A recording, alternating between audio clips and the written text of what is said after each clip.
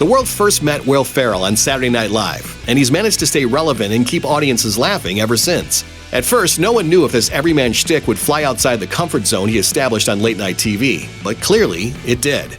Here are some details we dug up on the actor who later brought the beloved Buddy the Elf to life. I love you, I love you, I love you! Wow, that was weird. Change of plot. Out of all of his films, Ferrell reportedly claimed that Anchorman is his favorite, and it's more because of the film's journey than the movie itself.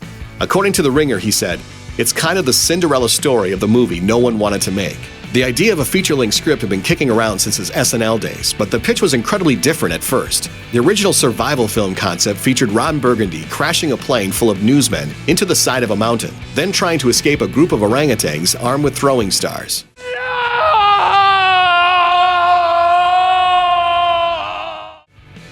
Don't laugh. Jimmy Fallon was notorious for breaking character on SNL, but let's be honest, everyone who watches the show hopes to see the actors crack up, and Will Ferrell enjoys it just as much as you do. It just made us closer as a cast, and it just reminded us and the audience that it's a live television show. In an interview with Entertainment Weekly, Ferrell admitted the entire point of SNL's Lovers sketch was to make Fallon laugh. It wasn't just overacting and being too affectionate with co-star Rachel Dratch, but it was the, quote, slightly Madonna-esque accent, too. Nonsense! There is no greater aphrodisiac than the hot tub. Yes. It's hot tub, not hot tub. Tough subject.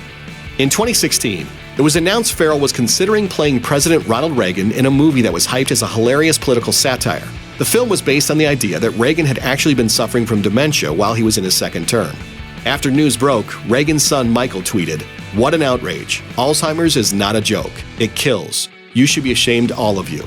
Additionally, the former president's daughter, Patty Davis, wrote an open letter to Ferrell in the Daily Beast. She appealed to him to visit a dementia facility and explain to the patients and families there exactly why Alzheimer's is appropriate for comedic material. Page Six reported Ferrell dropped the project almost immediately, and his decision was praised by both Reagan's children and by the Alzheimer's Foundation of America. Seeing double. When Ferrell hosted an AMA Reddit thread, he acknowledged all the talk about there being an uncanny resemblance between himself and Red Hot Chili Peppers drummer Chad Smith. In 2014, they both appeared on The Tonight Show starring Jimmy Fallon to compete in a drum-off. Take that, funny man! Oh, looks like Baby learned how to play the drums. In 2016, the pair organized a massive charity event called the Red Hot Benefit Comedy and Music Show in Quinceañera. And according to Rolling Stone, great fun was had by all. Punches thrown. When Ferrell and the House co-star Amy Poehler appeared on The Ellen DeGeneres Show in May 2017, they reminisced about the 2001 SNL episode DeGeneres hosted. While they had a tough time remembering some of the sketches, no one forgot how Ferrell accidentally punched her in the face. But I loved that I got punched by Will, so it made me happy. Yeah. And I thought about suing, and I didn't. After the incident, Ferrell sent her an appropriate apology gift: boxing gear. A possible prank.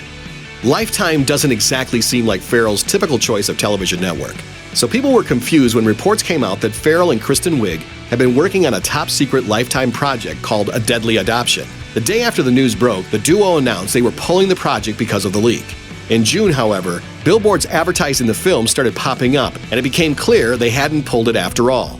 After it aired, viewers seemed to have no clue whether it was supposed to be a serious film or a spoof. Ferrell talked to Deadline about it in 2017, saying not only was it a horrible movie, but that he did the whole thing as a joke. However, Wiig told Vulture in 2015 that they had never intended to make a comedy, suggesting it had been completely mislabeled. So, no one knows, not even the people who were in it. What if? Ferrell says he's had his share of failures, and when he gave the commencement speech to the University of Southern California's class of 2017, he said his first foray into stand-up comedy came with equal parts terror and exhilaration. He added that even now, every day is filled with some fear of failure. But my fear of failure never approached in magnitude my fear of what if. What if I never tried at all? Ferrell believes the key is enjoying the journey without becoming too focused on the result. He told The Guardian it's not a matter of being fearless, it's a matter of being ignorant to the possibility of failure, adding, if you know too much, you'll be totally paralyzed.